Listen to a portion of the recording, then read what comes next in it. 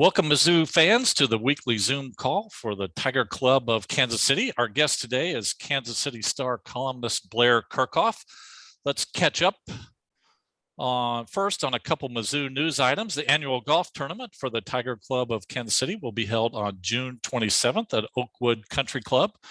For more information or to register yourself or your team, please visit kctigerclub.com. Last week, as you know, Dennis Gates was announced as the 20th coach in the history of Mizzou men's basketball. Coach Gates has been named a finalist for the Ben Jobe Award, presented annually to the top NCAA Division I minority basketball coach. Last year's winner was Leonard Hamilton of Florida State, one of Dennis Gates' coaching mentors. And in gymnastics, Tigers Jocelyn Moore and Sienna Schreiber were named regular season All-Americans. Moore was first team on vault, and Schreiber was second team on beam and in the all-around. The number 11 Tigers will compete in the first session of the NCAA Rolla Regional this Thursday. Now let's turn the Zoom mic over to Paul Blackman and our guest Blair Kerkhoff. Thanks, Darren. Okay, if you got it done, I don't see Blair on there yet. Blair is there. He is there. I see him at the top there. Well, at any rate, Blair, it's always great to have all of our guests, but I have to say it's particularly special to have you. You have been a great friend of the club, and I think as a collective, but also a friend to us personally. And so it's great to have you back, and tell us a little bit of how you're doing and what your schedule's like these days. Yeah, Paul, it's great to see you and everybody with the Tiger Club. I am happy to be here with you today, and usually in a lot of years this would have happened earlier in basketball season than when we're doing it. And of course, that was because I was not available for much of basketball season. So in November, I was diagnosed with leukemia, and that set me back, and this kept me out of action for a couple of months. And early in the recovery period, I received wonderful notes, and on my doorstep one day was about a dozen cartons of ice cream, courtesy of the Tiger Club. I'd written a story, and in the story I had included that milkshakes were to be part of the recovery because of all the weight that I lost. And the Tiger Club went into action and delivered about a dozen cartons of ice cream. It was fantastic. It was wonderful, and it took me about 6 weeks to get through 90% of it. I let my family have a little bit of it, but that was a tremendous gesture. And I heard from so many people associated with Missouri and Missouri athletics in my recovery. I'll share with you that folks like Gary Pinkel got in touch, and Kim Anderson and Conzo Martin, Desiree Reed-Francois, Mike Alden. I heard from so many people that I've covered over the years and continue to cover, and it was just very heartwarming. So I am back to writing. It's been about 2 weeks, a little over 2 weeks since I've been back on the job writing, but I'm still not able to go into arenas or airports or where large crowds gather because of a weakened immune system, and that's going to be with me and for a little while longer. I'm hoping by summer I can kind of get back into the swing of those things. But yeah, still writing and happy to participate in Zoom calls, and thrilled to be with you guys today. Well, I've seen a couple bylines, so it looked like you were writing as I would write from the comfort of my couch. Yes. That's right. Okay, so again, we're just so thankful you're back and progressing, and we hope that that just continues. Now on, let's talk about some sports and some other matters. And I think the first thing that everybody wants to know about is, how do you come down, Chris or Will? Rock or Smith?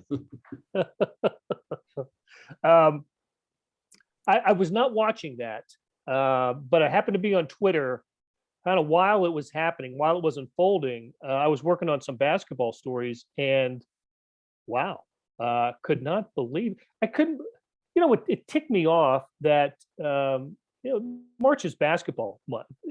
I get that the Academy Awards are in March, and but this is basketball's time. Get out of here. I don't need I don't need drama at the Oscars for my entertainment, but it was fun. It was all, I was listening to sports talk radio on Monday, and next to the local five advancing to the Final Four, or I should say a local five, that was the dominant topic even on sports talk radio. So I think it knocked Ukraine off the air for a while. For a little bit, yeah, for a little bit, and I'm sure they all have their favorites. I didn't take a favorite. I just bad behavior on TV. We get enough of that on streaming and on cable. I don't need it on my network television as well. Let's talk about get to actual sports. Probably the most relevant thing for Mizzou fans right now is the Dennis Gates hire. For a long time we were talking about what's going to happen with Konza. Well, that's done. The king is dead, long live the king. So I think a lot of us didn't know much about Dennis Gates. So it's kind of too soon to pass any judgments, but you're probably much more familiar. And what are your thoughts about the hire? I like the hire. And of course, now he's in the first couple of weeks of doing what a new coach does at a program. And that's, getting his roster in shape and getting his coaching staff together. Really needs to work on that coaching staff. But when you looked at the background of Dennis Gates, I really appreciate the career path that he's taken. The time he spent on the Florida State bench, learning from one of the best in the business in Leonard Hamilton, and then getting his opportunity at a mid-major program at Cleveland State. And those of us of a certain age, I would certainly include myself here, remember when Cleveland State was the talk of the basketball world when it upset Bobby Knight in Indiana in the NCAA tournament in the 1980s. I want to say it was 1987, and that became a big part of the book Seasoned on the Brink by John Feinstein. I think it was 1986 now that I mentioned it. It was the Cleveland State upset of Indiana that gave John Feinstein, the author, a lot of fodder for his best-selling. In fact, not only his best-selling, it was the greatest sports-selling book of all time. Maybe still is, but at the time it was. So Cleveland State was in our basketball conscience for a while, and then it wasn't, and it wasn't for a long time. And then Dennis Gates goes there and turns a program that had been very much losing. It was a 20 lost seasons in the 4 years before he got there, and in 3 years ends up 50-40 overall, winning conference record, an NCAA tournament appearance. So all the credentials are there for him. Now, I because this is part of the deal now, you look at the reaction of fans after the hire was made, and there was a lot of who's he and questioning the credentials. But I got to tell you, about the same time, Kansas State was hiring Jerome Tang, who'd been on the bench at Baylor for his entire career, 19 years at Baylor as an assistant coach. And I wondered if Dennis Gates had never been a head coach, if he had been Leonard Hamilton's top assistant, the guy who recruited the best team that Florida State has put together in decades, the one that didn't get to play in the NCAA tournament in 2020 because of the pandemic, but finished the season ranked 4th in the country. If his hire would have been praised the way or the way that Jerome Tangs was at Kansas State. Somehow going 50-40 at Cleveland State was like, is that good enough to be a Power 5 head coach? And I think I would want the person who has had head coaching experience, game decisions, and that being a CEO responsible for your program. I'm all about that. And as I continue to ramble, Paul, stop me if it's getting incoherent. But it also struck me that this was a little bit different hire than in terms of background than what Missouri has had in recent hires. If you start with Quinn Snyder, the top assistant of the top program in the country at the time, and certainly Anderson would have been Mike Anderson would have been the only kind of comparable hire, but he was more accomplished at UAB, having taken them and had success in the NCAA tournament. But then, Frank and Kim Anderson, different sort of backgrounds when they were hired, and certainly Konzo, also different kind of background. Gates comes from the mid to low major, top assistant for a long time, and with head coaching experience. I'm curious to see how it's going to work. It's too early for me to say I'm confident it's going to work the way fans want it to work. And I think it's fair to have a discussion about what expectations should be for men's basketball at Missouri. Are we talking about NCAA tournament every year, NCAA tournament 3 out of 5, 3 out of 4 years, Sweet 16, Elite 8 runs, perhaps? I'm greedy. I've seen Missouri play for a chance to go to the Final Four. I've seen it several times, actually. I want Missouri to be top 4 or 5 in the SEC. That's where I thought they would be when they came into the league a decade ago, and that's kind of where I think they should be. It seems to me that this is obvious. He will, whatever he does on the court, whatever his record is, they'll love him if he wins. They'll be looking to get rid of him if he doesn't. And we don't know that yet. We just don't know. But he's made a good start in signing the top JUCO prospect. Without even any assistance, he's got several people that he's considering. I think that speaks well, but it's just going to take time to see how his teams perform on the court, because ultimately that's going to be the measure of it, if it was a good hire or not, in my opinion. Yeah, and I think it's going to take at least a year, just based on what we know about the roster. I know there's a couple of scholarships to fill, and there's still maybe a little bit of a revolving door going on the roster. But I do think it'll take a year. It's not like the Porter brothers are coming in and on the ground floor. It's going to. I think it could be some choppy sailing in year one of Dennis Gates as we find out what his philosophies are and how watch him firsthand in game management situations. So I bet that Missouri will be picked to finish somewhere 11th or lower next season, Dennis Gates' first season in the SEC. And then I think you hope for the best, because we don't know who all is going to be on the roster right now. You're right. The junior college signing was good, and the transfer from Milwaukee has, there's some things to like about that as well. Still need the point guard. Still looking at a point guard, and that's a pretty important get that he needs to have. Right. I want to remind all of our viewers that if you have a question for Blair, just use the chat function. And I noticed there's one up now, and it was exactly what I was going to ask myself. So let's ask that now. Ben McCollum, I happened to watch Saturday as they beat Augusta for the 3rd straight Division II championship, and I think they've had maybe 4 out of 5 years, something like that. And this is a school that also wins the football championship most years, so they got something going on up in Maryville. But Ben McCollum, particularly, I'm just wondering, we've just gone through a coaching search. Do you think the Kim Anderson experience basically just queered it for Mizzou forever on looking at somebody like Ben McCollum? Because he seems to be quite the coach. He's an incredible coach.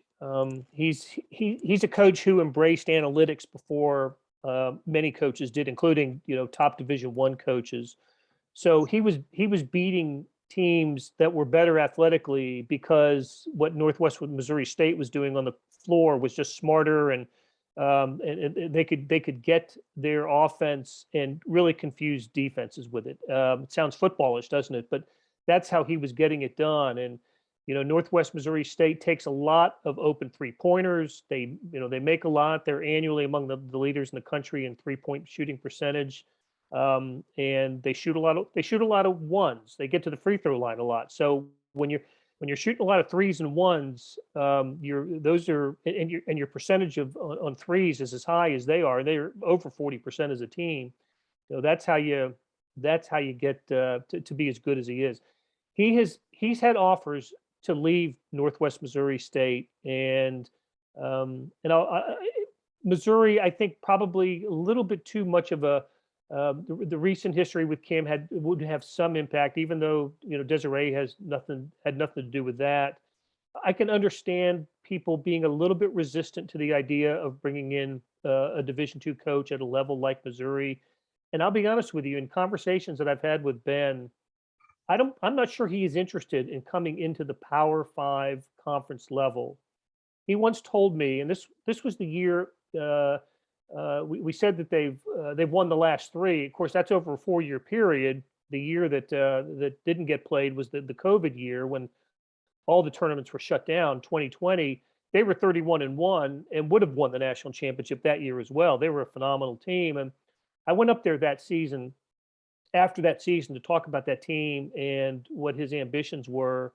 And he said to me that he actually gave me some schools that he would consider and ones that have contacted him about jobs, and the ones that he would most strongly consider were in the Missouri Valley Conference. So you think about, where he's from. He's from Iowa. He knows that area: Iowa, northern Missouri, Nebraska. I think that's where he's most comfortable, where he thinks he can have a good chance of continuing to be success on a higher level.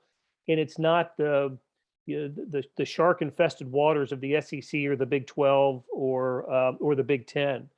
So I think if we're gonna see Ben McCollum make a move at some point, it'll be to Division I. It'll be to the Missouri Valley, or maybe even one of the Summit League schools that's not the Casey Roos, maybe the Dakotas or Nebraska Omaha, something like that. But he's put himself in a position to be pretty choosy about this. I know he sent one of his best players to Creighton, although it just occurs to me Creighton is not in Missouri Valley; they're Big East. But right, but that would sort of fit maybe what you're talking about. Let's switch over while we're talking about Mizzou. Let's talk about football. We've had the spring game. Since we last saw you, Luther Burden has signed. I think the pros already licking their chops for him. But he can't go for a few years. We've got him. So your thoughts on Mizzou football and the job that Eli Drinkwitz is doing and what we might be expecting this fall?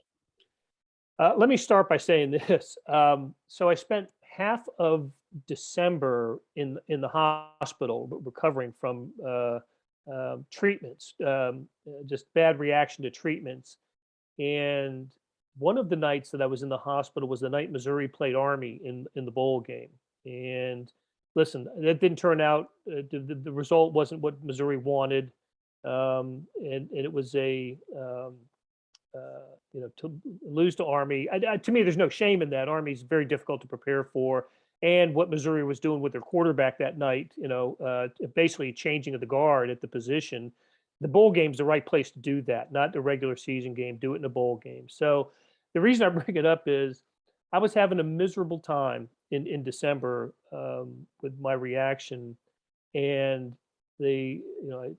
so I had to go in the hospital. And when I realized that Missouri was playing that night, my spirits lifted. I just was, okay, if I have to be here, crappy hospital, and it was a couple nights before Christmas, as I recall. At least I'll have something on TV that can get me through it. And yeah, it wasn't a good ending, but that was a spirit lifting day and evening for me, just being able to watch the Tigers. Look, I don't know how how to feel about the program and Coach Drinkwitz. I was as bullish on him and Missouri football as probably anybody locally in the media, and was suggesting that this was this past season was a 9 victory team and would be challenging for the for the East Division. It'll come down to the Florida and Georgia games, and I turned out I was wrong. It wasn't as good. The quarterback play wasn't what it needed to be. After hearing all off season how much time he was spending on campus and working with Drinkwitz and the receivers, and it just didn't work out that way. It just didn't work out for Mizzou. But the fact that they ended up qualifying for a bowl game meant the season was not a disaster. And so what I'm going to do is kind of ratchet down my expectations for Missouri football. I'm a little concerned about quarterback. I'm not. We don't know who it's going to be. We don't know if the starting quarterback is even on campus right now. There's too much uncertainty at the position for me to be terribly excited about the prospect. So I'm thinking, and my gosh, what Georgia's become now, Alabama-like now in their own division, where you have to play them every year. There's kind of a scary prospect for everybody in the SEC East. But I'm at like, until we know more, and I didn't follow spring football as closely as I did. And one of the reasons I didn't is because I'm used to spring football and spring football games being after basketball season. They were wrapped up by the conference tournament. I thought, which was good for Mizzou and Drinkwitz, but it didn't help me kind of sort out how I feel about these teams. So I'm going to say middle of the pack in the division, and 6-7 wins, and now slugging it out with the likes of Kentucky and South Carolina for jockeying for position behind Florida and Georgia. So I'm not there yet with Mizzou football. Well, and I think all of our expectations have been tamped down a bit. We get excited about the recruiting, which has been very successful. Yep.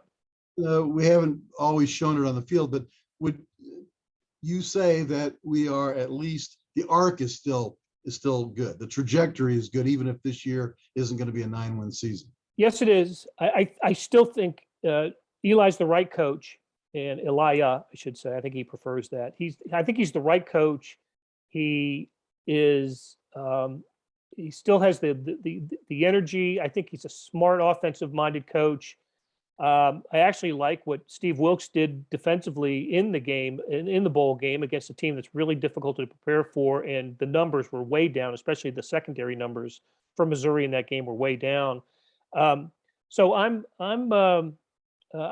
think the right people are there, and now it's going to be a matter of trying to stay ahead of the teams that you think you should be ahead of, who I mentioned earlier, plus Arkansas, which that's going to be difficult now that they seem to have things up and going behind with Pittman. So and then take your always qualify for a bowl game. That's where we may talk about the NCAA tournament in basketball differently about qualifying for that, but Missouri should always qualify for a bowl game, and I think have a team every so often that can challenge for the division title. Well, let's switch over. There's so much we could talk about, and now we only have you for the hour. Let's talk about the Chiefs next. We have to at least discuss the Tyreek Hill trade, but there are general off-season goings on and what you think about it.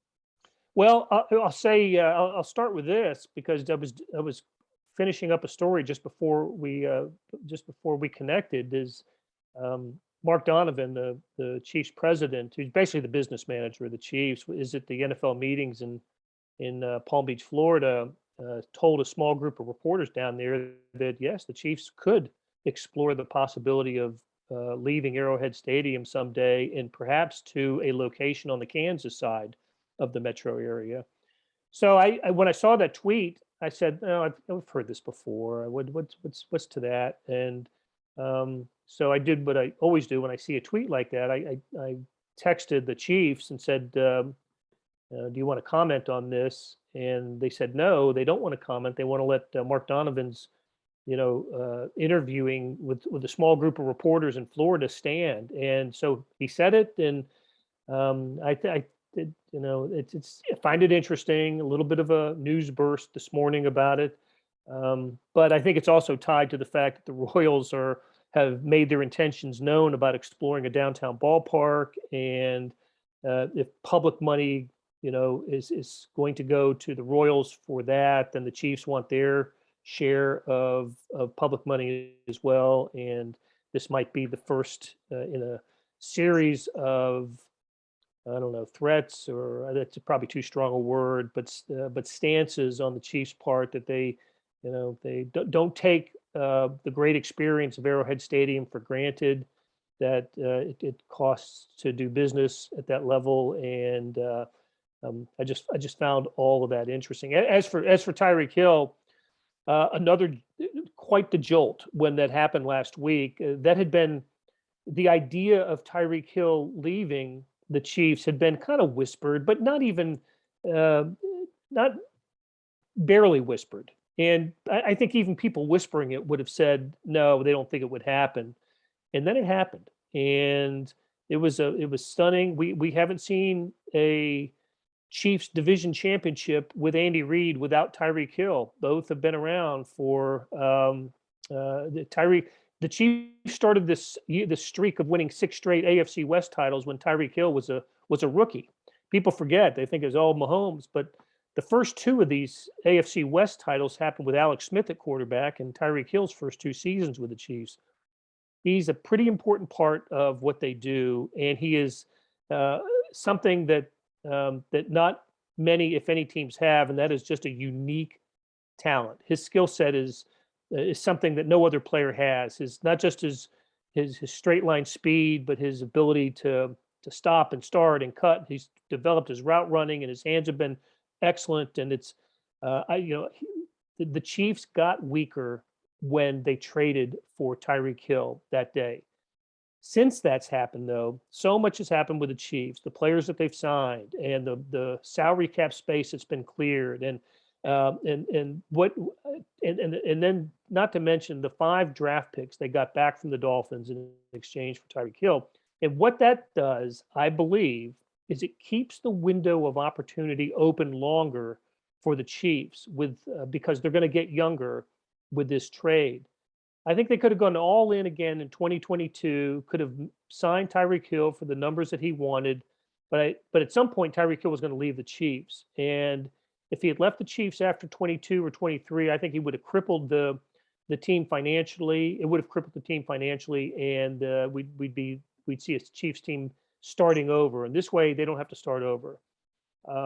Maybe the wide receiver position group can be more of a committee thing instead of an all-pro leading the way. And I was reminded last week the Chiefs played 4 games in their Super Bowl winning season without Tyreek Hill, and they won them all. So you can win without Tyreek Hill, but he is obviously the big difference maker. And I'll be curious to see what the Dolphins do with the quarterback position if the acquisition of Tyreek Hill impacts that. And we'll see if Tua Tagovailoa is Tyreek Hill's quarterback.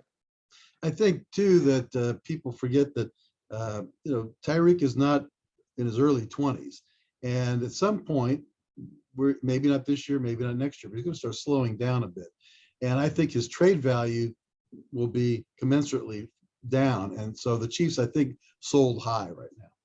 5 draft picks is phenomenal. 3 in the first round, and now the Chiefs have 6 in the first 3 rounds. 8 in the first 4 rounds. There's never been a bounty like that. And the Chiefs' last 2 draft classes have been excellent, including, the Nick Bolton draft of last year that also brought Creed Humphrey and Trey Smith, the offensive linemen, who were fantastic. And then, L'Jarius Sneed the year before that, among others. they've done a great job in the draft. After having a couple years without a good draft class, the Patrick Mahomes draft class will be remembered for Patrick Mahomes, of course. There's nobody else from that class left on the Chiefs. So they didn't do a good job around Mahomes, but in 20 and 21, they had some great drafts. And now they actually have some room to make a mistake or two with 12 overall draft picks. We'll see if they end up keeping them, or Brett Veach has been known to deal his draft picks. We'll see what happens, but I think it was a good business move for the Chiefs, and I'm not sure how happy Tyreek Hill was anyway here anymore. That he was looking to get back to Miami, where he had built a house or purchased a house anyway in the last year. That's where, when he said that he was coming home on his, I think it was his Twitter account or something, he said he was coming home to Miami. I was reminded, yeah, he just bought a house there. So I think maybe that was the Tyreek Hill plan all along after Devontae Adams signed the big deal became the highest paid wide receiver in the NFL for 1 week. Yeah, that's right. That's just get off on that for a second. I go back old enough to remember Ricky Henderson, and I still remember that he used to hold out because he wanted to renegotiate because someone else had leapfrogged him to become the most highest paid, and he had to be the highest paid. That to me is a sort of a warning shot, whether it's Tyreek Hill or whoever it is, because as soon as somebody else, let's say Adams or somebody else, next one to come along, gets a higher one, then he wants to renegotiate. So that's usually a dangerous thing for clubs to deal with. Yeah, it is. And none of us, I'm assuming none of us knows what it's like to be a professional athlete, and who knows what motivates and drives them. Does that it really matters to be the highest paid player at that position? You have to, that has to be part of your profile. I don't know. The guaranteed money is what's important in these NFL contracts. We see that Tyreek Hill signed for, was it 4 years, 120 million, but 72 million of that is guaranteed. And it's in all likelihood, the fourth year of his deal won't happen. It'll either be renegotiated or Tyreek will be gone by then, because he's going to count so much against the Dolphins cap in his third and fourth years, that it's not going to be manageable for Miami to have half of a quarter of their payroll tied up in one player that's not a quarterback. So give me the guys who for whom that doesn't matter. And Mahomes is that way. We made a big deal out of him being the highest paid quarterback when he signed his contract extension, but then you go dig a little deeper on what he's actually being paid year by year. He's never going to be the highest paid quarterback in football, just because of moving money around to make the roster better. And Tom Brady was much the same way throughout his career, that he was never the highest paid quarterback in the NFL. So but I got to tell you, when you think about Tyreek Hill's career in Kansas City, I think he's on a Hall of Fame path.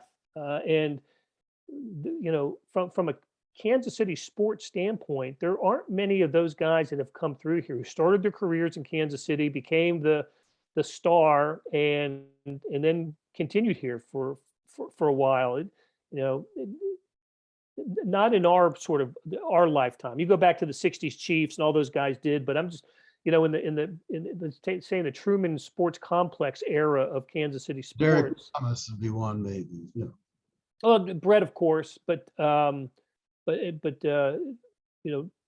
Kelsey will be, and Mahomes likely will be, but to have somebody who's considered the best at his position and on a Hall of Fame path, that doesn't happen here that often. I want to remind our viewers that you can ask questions of Blair. Just use the chat function, and when we're done, we'll read some of those questions off.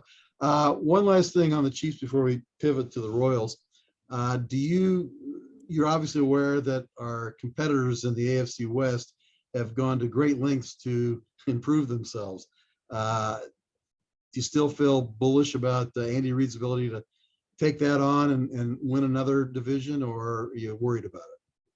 Well, absolutely. The other teams got better. Russell Wilson with the Broncos. The guy that I absolutely love as a defensive lineman is Chandler Jones, who was with the Cardinals, and now with the Raiders, and of course the L.A. Chargers. They all upped their game, and I think it's great.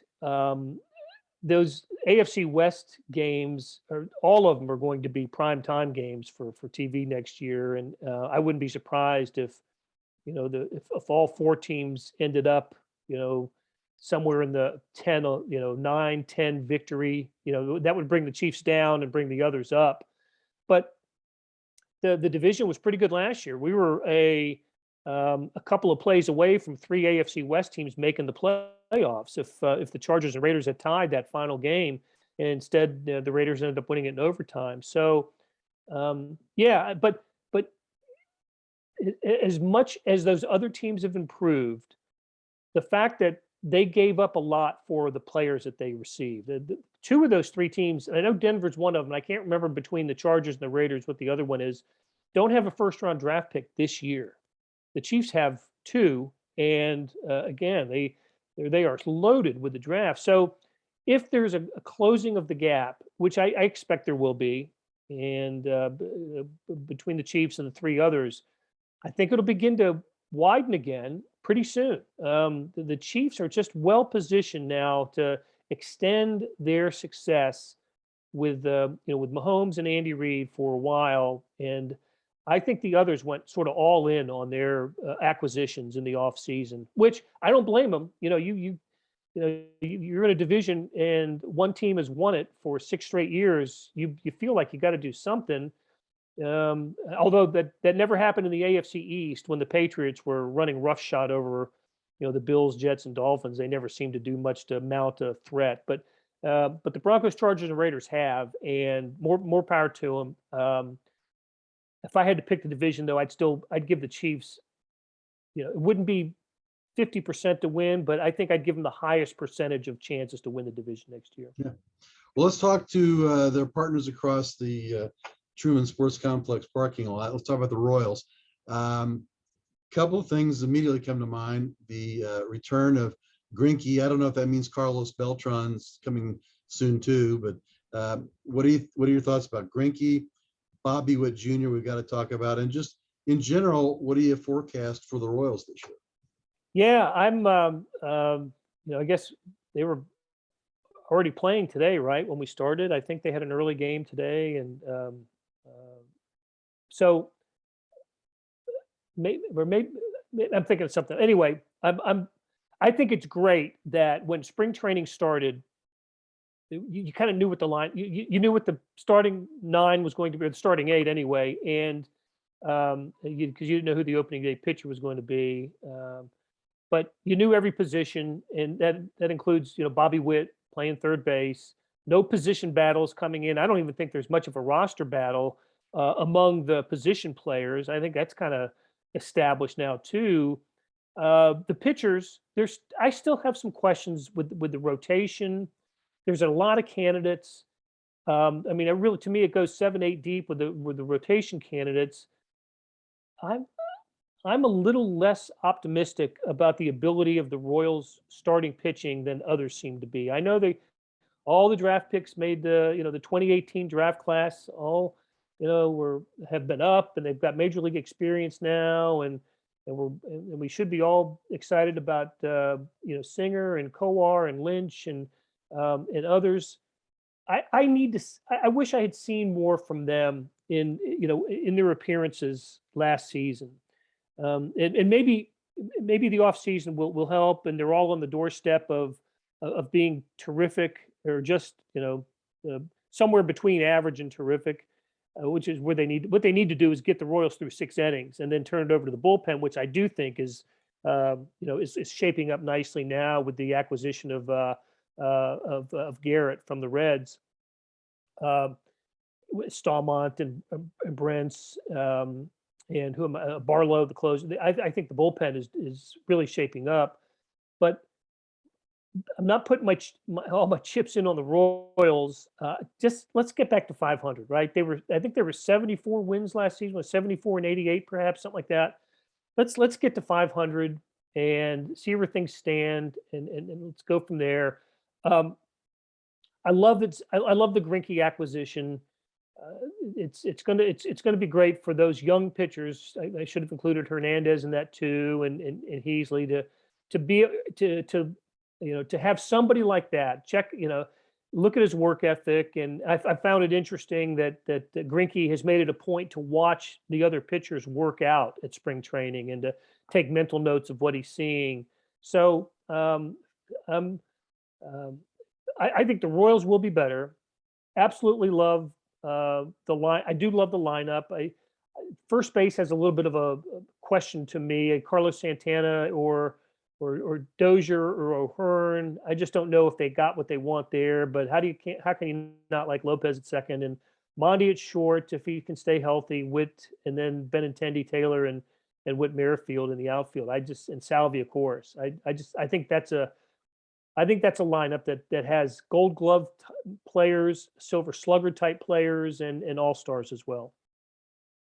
Okay, this is not, well, it's about the Royals, but kind of involves more your former colleague, Sam Mellinger, and that is being able to watch the Royals. The Bally, Sinclair fight with all the streaming services, etc. Doesn't that just sort of kill the Royals trying to get younger viewers who don't even sit in front of a TV anyway? They watch on their phone or whatever. Isn't that really bad for baseball in general, but particularly the Royals when so much of their fan base can't even watch them? Short-sighted, so short-sighted on the part of the Royals and Major League Baseball for choosing this path. That baseball games should be so much more readily available to the consumer.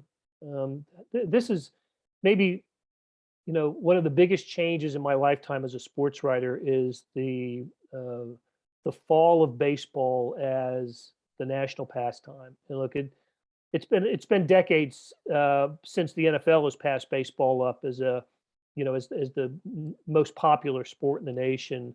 But now baseball is somewhat reduced to a regional sport. And there was a time, I wasn't a kid. I was older than a kid when I could still name more than half of the players on every team in baseball.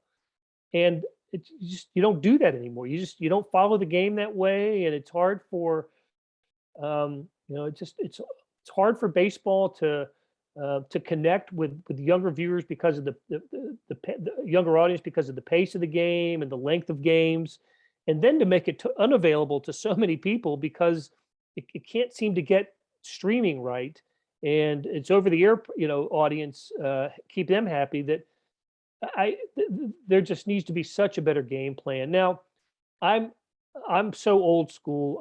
I'm still basic cable guy, so I get my Royals. I have never. Please forgive me for saying that I have never consumed a product, a game on my phone. I just don't understand the watching it on a 3-inch screen when a 60-inch screen is available to me, or a 12-inch screen on my computer here, my laptop.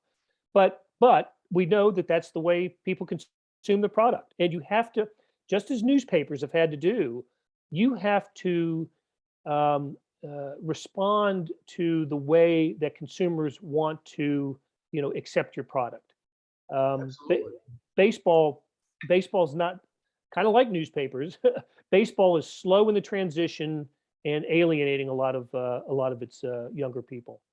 I also have cable, and my wife and I watch virtually every Royals game and sporting. And now with Google Fiber ending their cable TV tomorrow, scrambling, trying to find either another cable service. Spectrum is the old Time Warner, which was awful. And most of the streaming services at this point don't carry Valley, and which means they don't carry the Royals. So yeah, I'm sure I'm not alone in this going on, and I want to see the Royals this year. It just depends on how much time you have to watch sports, that sort of thing. what having Bally on my basic, Spectrum cable allows me to do is when it's not summer, when the Royals aren't on, and by the way, when the Royals are on, it's the greatest background noise of all time. Whether you're watching it or not, we always have the Royals on, always. But now we watch the St. Louis Blues, the Oklahoma City Thunder. We pick up the Bally's from those, from the NHL and the NBA, and we get to watch those teams. So I've enjoyed having that option, but I understand. We're paying almost $180 a month on our cable bill for our basic cable, and I guarantee I only watch less than 10 channels. I mean, we just certainly wish I could go a la carte with my cable, but still not available in that way. We've got a bunch of questions here. So, and we already asked you about Ben McCollum. First one I see here is, shocked that someone would ask this. KU has been under investigation for going on 3 years. What are your thoughts? Well, I think we'll all hear something in the next few weeks after whatever happens this weekend. I think we're on the verge because things are happening with other schools. Schools that have gone before the independent committee, and which is what Kansas chose to do. I think we'll hear something before the weather turns warm or hot, I should say. And I don't think it'll be good for Kansas. I think that there are penalties out there that could include postseason ban, coach suspension of Bill Self for number of games. Just I look at what's happened to other schools. I remember Syracuse one year having to go much of the season without Jim Boeheim on the bench, and having to vacate wins and trophies, that sort of thing. I that could happen to Kansas. But I got to tell you, this thing started in 2017, and let me check it's 2022 now. It is ridiculous how long this has taken from that FBI press conference. I'll never forget it. The FBI press conference, Southern District in New York. The guy crowing about how he's got all these programs all lined up and ready to basically to shoot down, and all these assistant coaches, for issues that today are, we look at them much, much differently today because of name, image, and likeness. And but that's basically what we were talking about 5 years ago. What the extra benefits that recruits were getting. Sure. I think one thing Missouri fans are probably worried about, if that's the right word, that of course in the past you would have, like Missouri's most recent, when we were on probation, and they punished basically the softball and other teams whose players weren't there when the offense took place. Now we've seen some cases where they're saying, well, we don't really think we should be penalizing current players. So a lot of Missouri fans are going to say, wow, KU basically stonewalled this long enough that now none of the players that are there now were involved. So they'll get off. Maybe Self will get a slap on the wrist, and maybe they'll have to take a banner or something down. But the whole way of doing it now has changed. We would have loved to have not had our current players penalized for prior deeds. Yeah, and we've talked about it before. I think that in the early years of the Kansas investigation, that school made a decision and went to school on Missouri's reaction to the to the tutor, and said, look, Missouri cooperated. Missouri did everything right in terms of its relationship with the NCAA, and handed over evidence and self-imposed and all that. And then everybody saw what happened to Missouri, and Kansas said, no, that's not working. We're going the other way. We're going to fight everything and dispute everything and make it draw it out and make it uncomfortable for everybody. And we'll see what happens in the end. I do think that Self will end up getting. He'll get games. He may get a lot of games of the suspension in this, and of course that's not just a game day thing, that takes them off the, it's a recruiting thing as well. And we'll see what happens. But I do think that enough time has passed and we've gone far enough along in the other investigations that we should hear about Kansas here in the next few weeks.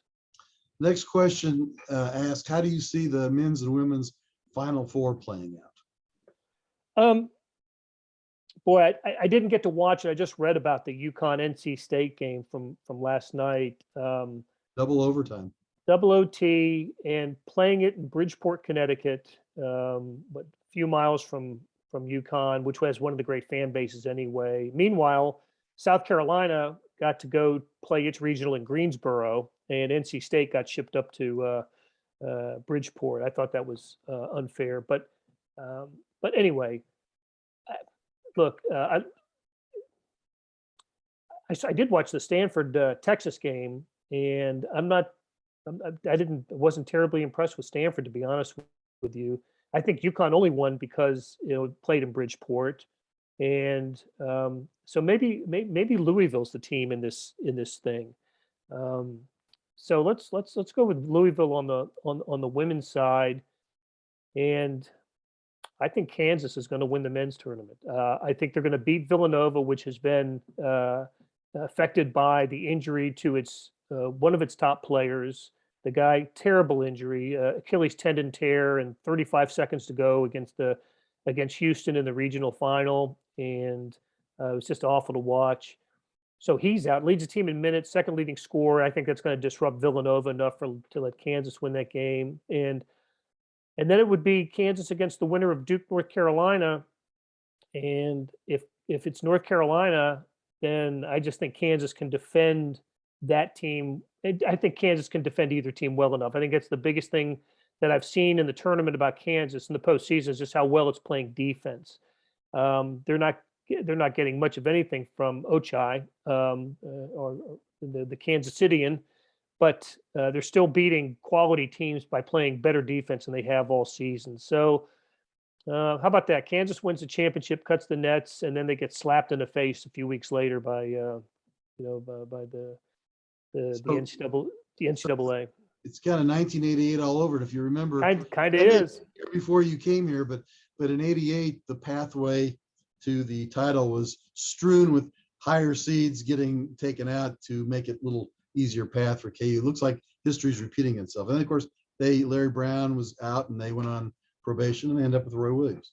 Yeah, they went on probation, became the first team in NCAA history that couldn't defend its national championship because of probation. And could that be the case this time? Next question. We just got a couple more here. Don't want to run out of time. NIL is still in its infancy. How do you see it playing out in the foreseeable future? Will it just become direct payments for players? Yeah, that's we are really in the wild west of name, image, and likeness. Schools that play at the level of Missouri better figure out the best way to handle it. You hear all kinds of stories now about about pools of money that are available from schools that are available to athletes. It's not regulated by the university. It's just basically a business deal between companies or groups of fans and the athlete. So somehow this has to get under control. Now, having said that, there is more money. There are opportunities for athletes now that did not exist 2 years ago, but there aren't more athletes. The same number of players are going to sign with Alabama and Georgia, sign with everybody else that plays major college football. The same number of athletes are going to sign with Kentucky and Duke that signed with UMKC. It's the numbers haven't changed. It's just that I think there's going to be more competition at the top for the great athletes because of NIL. Maybe all of a sudden a player who was considering an Alabama or Georgia, now can get a better financial deal for his family by signing with Mississippi State or Missouri or somebody else. Maybe it gives those schools a shot at a player that maybe they didn't have before. But my guess is that's just not going to happen. It's certainly not going to happen in a way that affects the power structure of college sports. The only thing that'll affect the power structure is if schools decide to, not participate in it in ways that other schools are, and then that'll change the landscape a little bit. But I'm not going to say I don't like it. I'm still in the kind of the learning stages of it, and I do think athletes should be compensated for generating the revenue that they do at the major college level. But the next year or two will tell us if NIL is the way to go about doing it. Yeah. Somewhat related, at least it came up around the same time as NIL, is the transfer portal. And so the next question is, do you think the transfer portal will continue in its present form, or do you foresee any alterations in the future? Well, one thing that's going to change is at some point we're going to run out of the free year of eligibility that everybody got for the COVID year. I think that has complicated things a little bit. Not only are you, I think that the transfer portal has been magnified by guys that are playing their 5th and 6th year of college basketball. It's just basketball because it's the season. So, you've got players that are on their 4th school in 5 years, or 4th school in 6 years. It's crazy. Once we get through this, the COVID eligibility period, then I think we'll see maybe the transfer portal sort of calm down a little. But again, this is another one of those players' rights issues that the NCAA was pretty sensitive to when, suddenly you've got coaches that leave after 1 or 2 years, and all the guys all the athletes they recruited are left with, a coach that didn't recruit them and didn't have a relationship with, and the NCAA said, the athlete should have the same rights as the coach does. Did you get up and leave? It's crazy. It certainly hurt Conzo Martin and Missouri's basketball this past year with, I don't think they did a great job in the transfer portal. But you better have an assistant coach whose job is to recruit players at other schools, or at least to be the contact person for players that are interested in coming to your program.